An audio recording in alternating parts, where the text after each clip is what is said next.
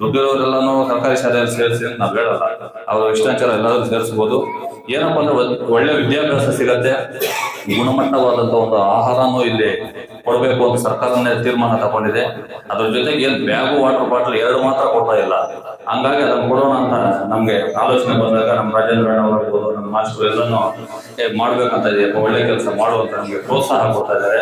ನಂಗೆ ಏನ್ ಪ್ರೋತ್ಸಾಹ ಕೊಡ್ತಾ ಎಲ್ಲರಿಗೂ ನಾನು ಅನಂತ ಧನ್ಯವಾದ ಹೇಳ್ತಾ, ಕಪ್ಪಲಮಡುಗು ಪಂಚಾಯತಿ ಪದಮಘಟ್ಟ ಗ್ರಾಮದ ಹಿರಿಯ ಪ್ರಾಥಮಿಕ ಶಾಲೆಯಲ್ಲಿ 1ನೇ ತರಗತಿಯಿಂದ 7ನೇ ತರಗತಿ ಮಕ್ಕಳು ಇಲ್ಲಿ ವಿದ್ಯಾಭ್ಯಾಸ ಮಾಡ್ತಾ ಇದ್ದೀರಾ. ಈ ಕಾರ್ಯಕ್ರಮಕ್ಕೆ ನಮ್ಮ ಅಣ್ಣನ ಸಮಾನರು, ರಾಜಕೀಯದ ಮಾರ್ಗದರ್ಶಕರು ಆದಂತಹ ನಮ್ಮ ಆರ್ ರಾಜೇಂದ್ರ ಗೌಡ ಅನ್ನೋರೇ, ಮಾಜಿ ತಾಲೂಕ್ ಪಂಚಾಯತಿ ಅಧ್ಯಕ್ಷನೇ ಆದಂತಹ ತ್ರಿವೇಣಕ್ಕ ಅವರೇ, ಮತ್ತೆ ಇಲ್ಲಿ ನಾನು ವಿಶೇಷವಾಗಿ ಹೇಳ್ಬೇಕಂದ್ರೆ ಧರ್ಮಾಚಲ ಅಂತ ನನಗೆ ಸ್ವಂತ ಬ್ರದರ್ಸ್ ಇದ್ದಂಗೆ. ನಮ್ಮ ಬಾಂಡಿಂಗ್ 2006ರಿಂದ 6-7ರಿಂದ ಕಾಶಿನ ಅವಾಗ ಪರಿಚಯ ಇದ್ದು. ನಾನು ಇಲ್ಲಿ ಒಡ್ಡಳ್ಳಿಯಲ್ಲಿ ಟೊಮೊಟೊ ಮಂಡಿಯಲ್ಲಿ ರೈಟರ್ ಆಗಿರ್ಬೇಕಾದ್ರೆ ನಮ್ದು ಈ ಪದಮಘಟ್ಟದ ಒಂಥರ ರಿಲೇಷನ್ಶಿಪ್ ಸ್ಟಾರ್ಟ್ ಆಗಿದ್ದು.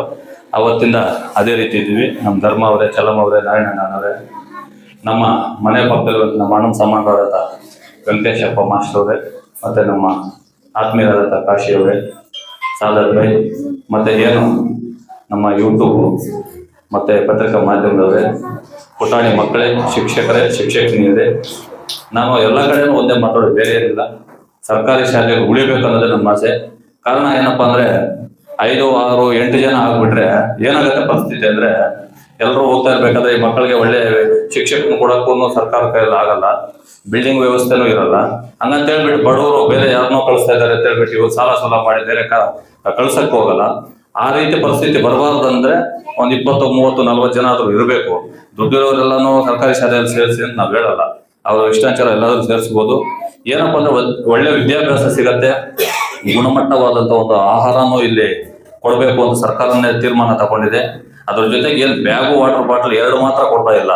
ಹಂಗಾಗಿ ಅದನ್ನ ಕೊಡೋಣ ಅಂತ ನಮ್ಗೆ ಆಲೋಚನೆ ಬಂದಾಗ ನಮ್ಮ ರಾಜೇಂದ್ರ ಅವರಿರ್ಬೋದು, ನಮ್ಮ ಮಾಸ್ಟರ್ ಎಲ್ಲಾನು ಮಾಡ್ಬೇಕಂತ ಇದೆ, ಒಳ್ಳೆ ಕೆಲಸ ಮಾಡುವಂತ ನಮ್ಗೆ ಪ್ರೋತ್ಸಾಹ ಕೊಡ್ತಾ ಇದ್ದಾರೆ. ನಂಗೆ ಏನ್ ಪ್ರೋತ್ಸಾಹ ಕೊಡ್ತಾ ಎಲ್ಲರಿಗೂ ನಾನು ಅನಂತ ಧನ್ಯವಾದ ಹೇಳ್ತಾ, ನಮ್ಮ ಚಾನಲ್ ಒಂದು 20 days ಬ್ಯಾಕು ನಾನು ಸಂಘಟನೆ ಗುಮ್ರಾಪುರದಲ್ಲಿ ಕೊಟ್ಟಾಗ ಏನ್ ವೆಂಕಟೇಶ್ ನಮ್ಮೂರಿಗೆ ಕೊಡ್ತೀಯಿಲ್ಲ ಅಂದ್ರೆ ಚಲೋ ಮಾಡೋಣ ಅಂತ ಹೇಳಿದೆ. ಮೊನ್ನೆ ನಾನೇ ಫೋನ್ ಮಾಡಿದೆ, ಸ್ಟ್ರೆಂತ್ ಎಷ್ಟಿದ್ದಾರೆ ಹೇಳ್ತೀರಾ, ಕೊಡೋಣ ಅಂತ ಹೇಳಿದೆ.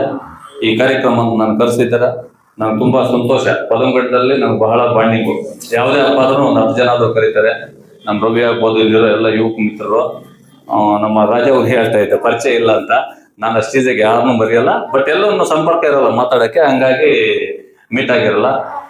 ಜೊತೆಗೆ ಮಕ್ಕಳಿಗೆ ಒಳ್ಳೆ ವಿದ್ಯಾಭ್ಯಾಸ ಹೇಳ್ಕೊಡೋದು ಶಿಕ್ಷಕರ ಹತ್ರ ಕೇಳ್ಕೊಳ್ತಾ ಈ ಕಾರ್ಯಕ್ರಮ ಕರೆಸಿ 2 ಮಾತು ಮಾತಾಡೋ ಅವಕಾಶ ಕೊಡುತ್ತೆ. ತಮ್ಮೆಲ್ಲರಿಗೂ ಮುಗಿಸ್ತಾ ಇದ್ದೀನಿ. ಜೈ ಹಿಂದ್, ಜೈ ಕರ್ನಾಟಕ.